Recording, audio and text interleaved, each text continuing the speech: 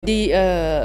dut ab baaraamu tuuma ki nga xamante ne moo di Abdourahmane Diouf waaye également ki nga xamante ne moo di Mimi Touré. yaa leen tudd mais Ousmane Sonko tudd leen xaw ma nag mais c'est ça qui est un peu charmant dans cette affaire c'est que Ousmane Sonko wax na ba pare moom dégguma mu tudd turu nit peut-être yow dégg nga ko moi je sais pas mais en tout cas man déglu naa mais dégguma loolu mais wax nga dëgg Xavier tu as raison. On a tous compris kan la bëgg a waxal ak lan la bëgg a wax. mais li ma bëgg a leeral foofu rek d'abord mooy su ñuy remonter un peu l'histoire récente parce que tey yaa may wax dans l'histoire nangam ak nangam. ça fait da ngay rendre compte très rapidement que ni Ousmane Sonko n'a jamais été un grand fan de Mimi Touré ak Abdourahmane Diouf. De la même manière Abdourahmane Diouf ak Mimi Touré ils n'ont jamais été de grands fans de Ousmane Sonko. Juste pour dire que leur relation c'est juste gérer ni ñu koy waxee sax. xaw ma comment est-ce que dañ doon gérer rek mais dëgg-dëgg cofeel bi am ci diggante ay hommes politiques wala amul seen diggante boo seetloo législative 2022 Ousmane Sonko moo nekkoon tête de liste nu mu tudd Yewwi Askan Wi Aminata Touré nekk tête de liste Benno Bokk Yaakaar am na benn coow bu fi amoon bañ ne la liste des titulaires de Benno Bokk Yaakaar wala la liste des titulaires de Benno Bokk Yaakaar non la liste des suppléants de Benno Bokk Yaakaar dañ koy invalider te bu ñu ko invalider dañuy invalider en même temps la liste des titulaires de Benno Bokk Yaakaar parce que Benno Bokk Yaakaar mënul dem sans. de Yewwi. non Benno sans suppléant. déglu baax li ma la. à l'époque Ousmane Sonko am na benn conférence de presse bu mu doon wax ne tata Mimi doo bokk. fan ya ca topp. waa Benno Bokk Yaakaar attaqué la liste de Yewwi Askan Wi pourquoi parce que la liste de Yewwi Askan Wi dañu invalider les titulaires bàyyi fa les suppléants tontu Mimi Touré moo doon tonton Ousmane yow tamit doo bokk pour dire un peu relation entre les deux c'est dans l'adversité depuis longtemps boo seetloo le 15 mars 2022 Ousmane Sonko Aminata Touré dafa def benn conférence de presse fii ci siège APR la woon. pour tontu Ousmane Sonko ci propos yu mu yëkkati woon jëmale ko ci waa Benno Bokk Yaakaar di leen accuser un peu de complot dans l'affaire Sweet Beauté lan moo doon tontu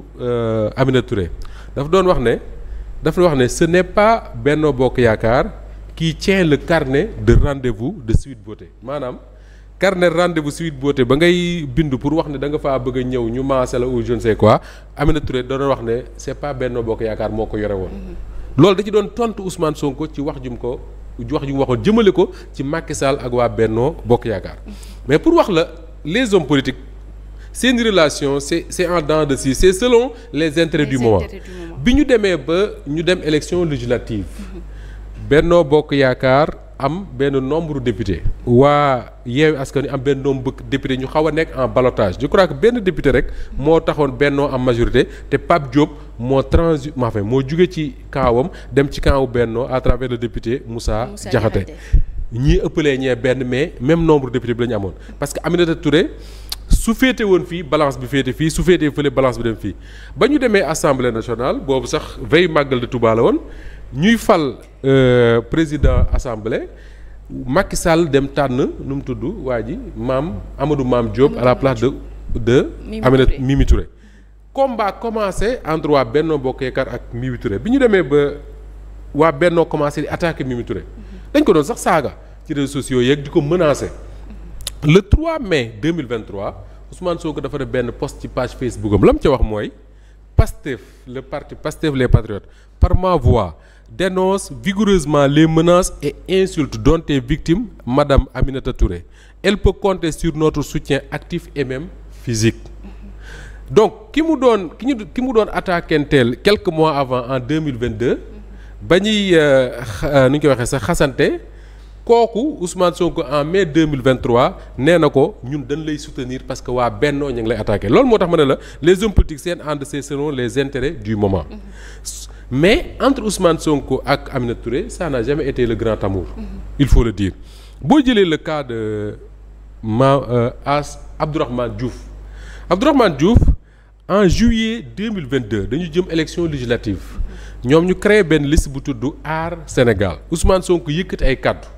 ne boo génnee Yewwi Askan Wi ci liste yi nga xam ne moom dafa jàpp ne ñooy liste opposition liste yi ci des yëpp di woowee seen bopp opposition Macky Sall moo leen di financé. Macky Sall moo leen di financé lan la Abdourahmane Diouf tontu woon Abdourahmane Diouf dafa tontu mu ne c'est un mensonge maanaam Ousmane Sonko waxul dëgg. et il sait que c'est un mensonge Ousmane Sonko waxul dëgg te xam na ne li mu wax du dëgg. Abdourahmane Diouf moo ko tontu woon Ousmane Sonko. ñu dem ba dugg ci élection yi bañ ci génnee Aar Sénégal boobu benn député la am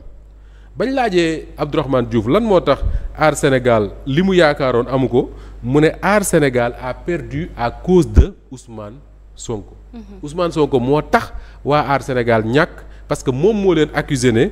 Macky Sall moo leen di financé. pour dire simplement que ne entre les deux wala entre les trois musul am un grand amour. donc man ça me surprend pas bi ñu demee ba ñëw élection législative élection présidentielle da ngay jàpp ne l'option première de Aminata Touré ak Abdourahmane Diouf n'a jamais été de soutenir Bassirou Diomaye Faye. ah non ñoom seen option moo doon. dem déposer seen parrainage dem conseil constitutionnel jàll dem nekk candidat comme ni ko Bassirou Diomaye Faye nekkee ba ñu demee ba mënuñu jàll parrainage nekkuñu candidat parce que le conseil constitutionnel pour x raison daf leen téye ci lañ dem soutenir la liste Bassirou Diomaye Faye bokk ci li ñuy tuddee coalition Diomaye président donc c'est pas comme doo leen boole ak ñi nga xam ne par exemple ñoo nekkoon Yewwi Askan Wi ay ñoom Khalifa Sall non Khalifa Sall il est parti ay ñoom El Hadj Malick Gakou ay ñoom Déthié Fall nga xam ne ñoom seen compagnonnage avec le PASTEF c'est depuis le Yewwi Askan Wi dañu ànd élection locale dem ànd élection législative dem présidentielle ñu ne léegi comme dañu dem présidentielle ku bëgg nekk candidat demal nekk candidat mais bu ñu demee deuxième tour on se retrouve pour soutenir le candidat le mieux placé donc ñoom am na déjà lu ñu bokkoon alors que les deux autres circonstance moo leen boole mais ça n'a jamais été un parfait amour donc ce que Ousmane Sonko a dit samedi man du ma entrer ci détails yu accusations yi parce que je n'ai pas les preuves de ce qu'il dit j'ai lu dans le journal L'Observateur que ne dellusiwaat nañ ci tey j'ai écouté hier des confrères qui sont revenus sur le rapport de l'IGE bi nga xam ne moom la ñu wax ne moo épinglé woon Aminata Touré mais on verra ce que ça va donner dans les jours à venir. Maintenant que peut faire Abdourahmane Diouf face aux attaques du Premier ministre maanaam tuuma yi nga xamante ne yëkkati nañ ko. teg ko ci ndoddam moom lan la war a def. Abdourahmane Diouf tey Safiatou dafay nekk ci benn position bu inconfortable pour un homme politique. mooy lan mooy su fekkoon ne moom du ministre. nekkul dans un gouvernement li ma leer mooy bu Ousmane Sonko yëkkatee ay kàddu jëme ci moom à la minute qui suit il va répondre wala à l'heure qui suit il va répondre mais tey dafa nekk ci gouvernement est-ce que mën ngaa nekk ci gouvernement nekk en conflit avec le premier ministre le chef du gouvernement ki nga xam ne il est censé coordonner l'action gouvernementale ki nga xam ne il est censé proposer les noms des ministres au chef de l'État mu nommer leen kooku est-ce que mën nga nekk dans un conflit ak moom ngeen di tontonte dans l'espace public ba pare bokk di siéger au conseil des ministres mënta nekk dañu wax li mën a nekk ki nga xam ne tey yow moom ngay rendre compte parce que en réalité Abdourahmane Diouf c'est pas un ministre d'État c'est pas un ministre auprès du président de la République il n'est pas dans le cabinet du président il est dans un gouvernement ministre comme tous les autres ce qui veut dire quoi que ni tout ce qu'il fait toutes les activités de son département ki mu ci war a rendre compte c'est le premier ministre lui-même Ousmane Sonko ça fait est-ce que xel mën na nangu mu nekk en conflit avec Ousmane Sonko ba pare di continuer di siéger dans le gouvernement man dina ma jaaxal beneen bi mooy tey wax naa la ko su fekkoon ne Abdourahmane Diouf dafa nekk un homme politique boo xam ne même su nekkee dans la coalition Diomaye il n'est pas membre du gouvernement li ma leer mooy bu ko Ousmane Sonko waxee li mu ko wax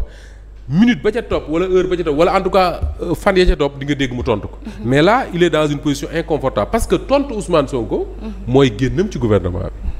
bi logique rek la ñuy wax naa la fi plusieurs fois wax joo xam ne benn ministre français moo ko waxoon je crois il a été ministre de l'Intérieur il s'appelle Jean-Pierre Chevènement daf doon wax ne un ministre je m'excuse de le dire comme ça parce que il faut que je le cite textuellement ni mu ko waxee mu ne un ministre ça ferme sa gueule si ça veut l'ouvrir ça démissionne maanaam ministre boo ko nekkee da nga naan miig noppi su fekkee da ngaa bëgg a wax da ngay démissionner